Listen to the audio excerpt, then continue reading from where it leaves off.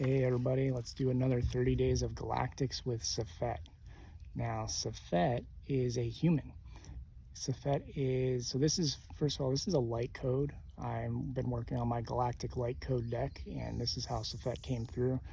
I don't have a full, regular drawing of him. Actually, I probably wouldn't even be able to. For some reason, I still haven't broken through the whole human thing, but I seem to find better luck when I'm drawing light codes and that sort of thing.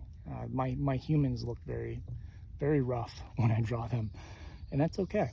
But Sephet was a human. He had green hair on his right side and like brownish hair on his left, but more of a shorter. It was long. Like the green hair was like mohawky, and the brown was shorter, but still mohawky, but like a brownish red. Actually, probably more of a reddish, yeah, that Irish reddish brown type of color.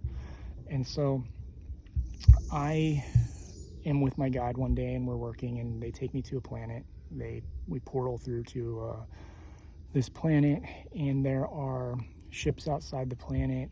There's debris everywhere. They had either there were rings around the planet, or the feeling I had through working with them is that there was a moon, and not necessarily like our moon, but like a natural moon like structure orbiting, and they had blown it apart to mine it. So you could see these ships flying and mining all this stuff in the surrounding space around the planet and taking it back down. Very, very advanced society. The planet was covered in cities. There unfortunately wasn't a whole lot of nature left. They had kind of consumed the planet technologically, and they still had nature. It was just not as much as Earth. Like, a lot of people don't realize how special Earth is, because a lot of planets have been consumed of their resources and built upon, and are, don't have that chance of regrowing their natural resources. And the feeling was this was one of those cases where nature was like a precious resource for them. So I drop down. My guy goes, okay, you can feel where to go. I'm like, yep. I go down to where I'm being pulled to, and I end up in this big room.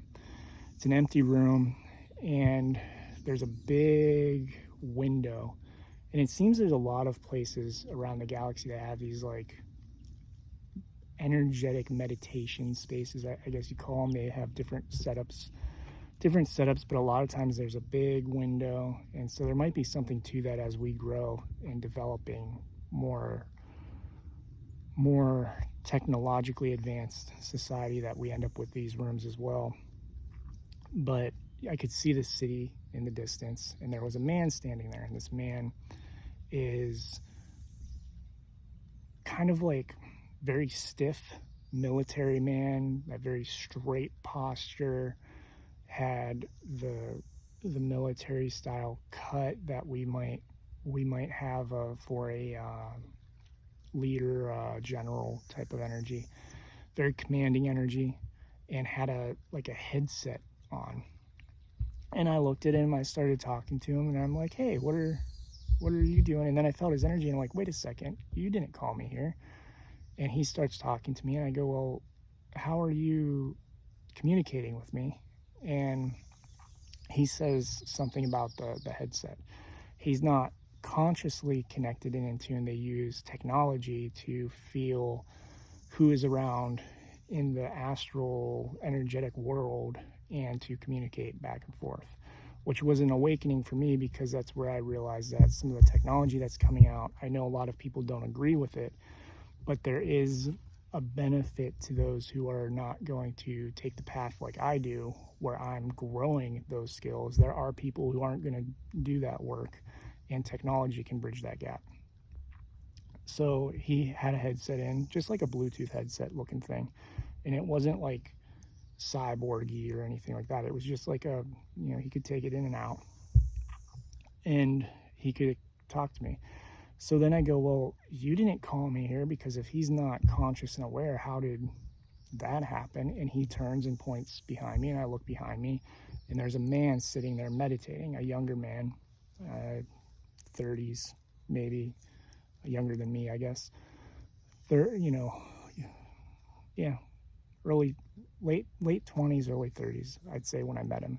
Be 5 years older now. So, and he's sitting there and he's meditating. His eyes are closed, and he's got like a robe on, a brownish, I think it was a brownish robe, and looks up at me, and I go, "Oh, you're the one that called me." And they go, "Yeah, but you're here to talk to him."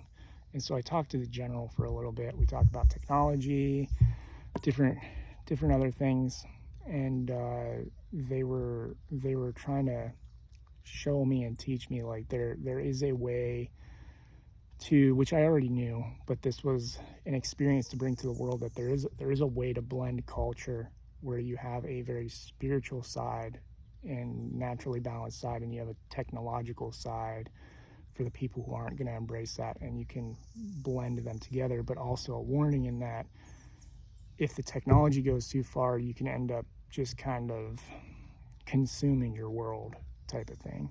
And that, the cool thing was, though, I kept going back.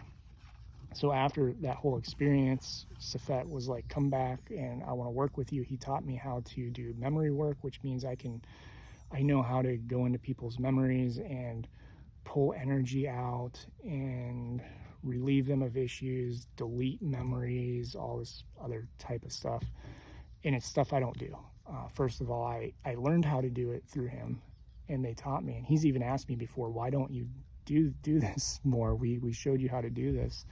And I was like, "Yeah, but you showed me how to do it because when I asked them, I was like, man, this is potentially dangerous. Like, you can alter things and relieve them of energy and all this." And they go, "It's, dangerous in the wrong hands, but you're somebody who isn't going to use it that way, which is why we're showing you this and showing you the possibility of it, so that if somebody else out there is experiencing something where they're like, hey, I can actually do this, a guide is teaching me how to go in and work with people's memories and lighten the trauma, or do different things, or even just delete it entirely and remove it from their system, that's real, that's a thing that people can do, that energetically we can do.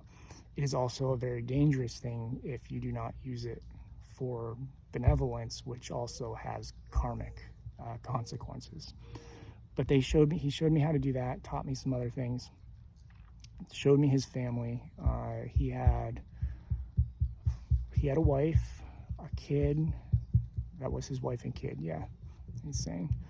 They had a wife and kid, and they showed me like these playgroundy areas. I asked about their food habits. They were vegan, and I went, "How are you vegan on this technological world?" And they go, they technologically farm, hydroponics, aquaponics, and things that we have not yet discovered in food dynamics. They're using the word food dynamics. And they had restaurants, Starbucksy types of restaurants. And I went, "Well, how's that work?" And they go, "It's just healthy food." Like, it's like we would go to Starbucks and we get a drink, and I call it sugar milk. I don't drink it anymore, but I used to call it sugar milk because Starbucks is not coffee. It's like heavy on the stuff you shouldn't actually have, and very little coffee in it. And he goes, "We have that stuff.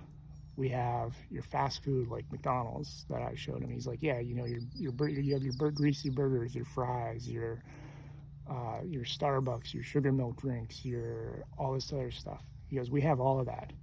It's all vegan. It's all healthy. Like, it's not the bad stuff." He goes, "It's not the bad stuff that's in it. It's all the good stuff." So it's fresh vegetables, fresh fruits. They have, I believe they had bread, but it was like healthy, organic types of bread, no chemicals, fresh made. So they still had restaurants. Millions and millions of people on this world, more people than probably our own Earth, and with how densely it was covered. And the thing about our Earth is we have people think it's overpopulated. It's not overpopulated. We have a density issue. We have a density issue where all the density is on the coastlines. You know, the density of China's coastline, the density of the West Coast US, East Coast US, European coastlines. It's a density issue where all the cities fill with people on those areas. And so their world is covered all over the place with cities and people.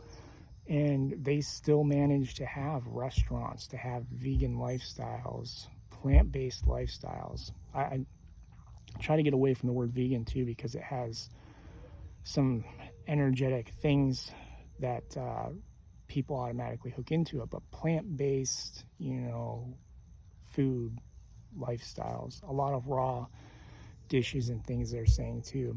And he's also the one that showed me the mushroom forests. So one of the things they were able to save on their world is this preserve where he showed me. So I know how to share memories now because of him, how to go into a memory, how to people like it's like going in and you're selecting the memory and the person has the memory they want to share, and then you kind of like merge and you can experience it the way they experienced it. It's very interesting.